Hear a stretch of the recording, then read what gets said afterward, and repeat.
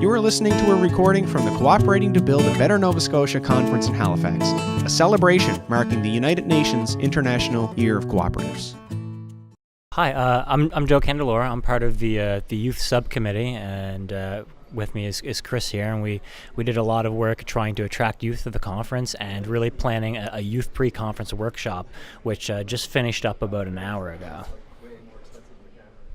Cool, and maybe you can just introduce yourself too and say a bit about what you're doing here. All right, so like Joe, I'm a member of the youth committee, and my name is Chris McDaniel. Mm-hmm.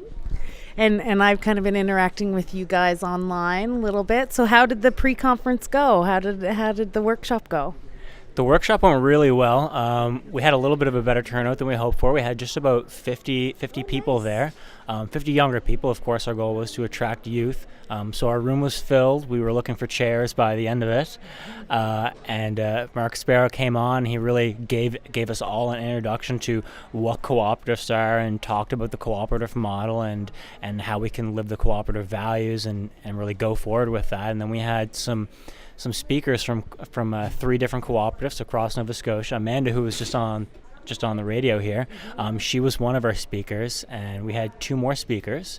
And then at the end of the workshop, we all kind of broke out into groups, and we kind of targeted some issues in our own communities, and we tried to think of ways that we could create our own co-ops to solve those problems. Right on. Can you give us an example of some of those things? All right, well, actually, there were 2 co-ops that we created kind of fictionally during this activity. So first, well, actually, both were related to transportation. Okay. So Joe and I's group actually took on a carpooling / rental business co-op.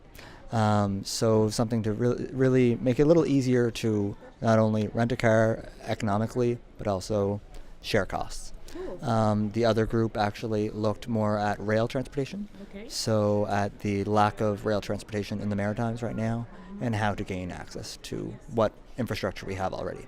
Cool. And what was the age range? I mean, youth is defined so many different ways by so many different people. What was the age group that you were that was in the workshop? Yeah, it is defined really differently by a lot of organizations, but a lot of places do a big range. They kind of do 18 to kind of 30, but I think we really lucked out, and we had a lot of younger people, maybe in their early 20s, and something that really helped out was we had a big group from the waterfront campus at NSCC show up. We had about 20 students from there come in today. So how did you guys engage youth, in trying to get them to come out and get interested in the conference and stuff like that?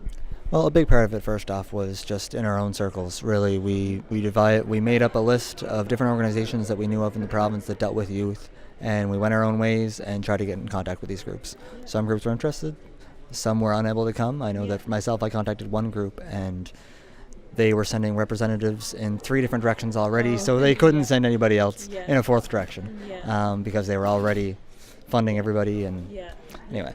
Do you find that maybe youth engage because of things like costs and travel and stuff like that? Is a barrier or a challenge in trying to do something like this? That's definitely one of the first things that we targeted. We tried to go through a list of things we could do to get youth engaged, and cost was one of the first things that we targeted. So there was funding for people to come to Halifax, and there was money to cover registrations and hotels, and we helped out with carpooling as much as possible.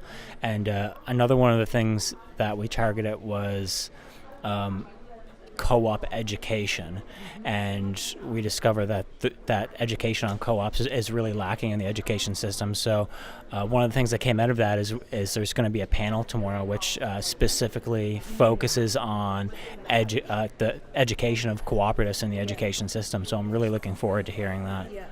And are you talking education on the public school level, post-secondary? That would be both, actually. So the panel tomorrow will talk a little bit about what exists currently in the public system, in the public education system, but also what you see in post-secondary. Because right now, in post-secondary institutions, when you hear a cooperative, usually tend to think about practicums and programs in which you are yes. So we're going to try and see what is actually shared about cooperative enterprises on the post-secondary level as well. Cool. So do you guys want to leave our listeners with any kind of closing thoughts or ideas, or, stuff about the conference that you're excited about, or, any thoughts? Staying on the topic of youth, I work at a credit union, and there's a panel coming up tomorrow, and it's about how to engage youth in credit unions. So I'm especially looking forward to that.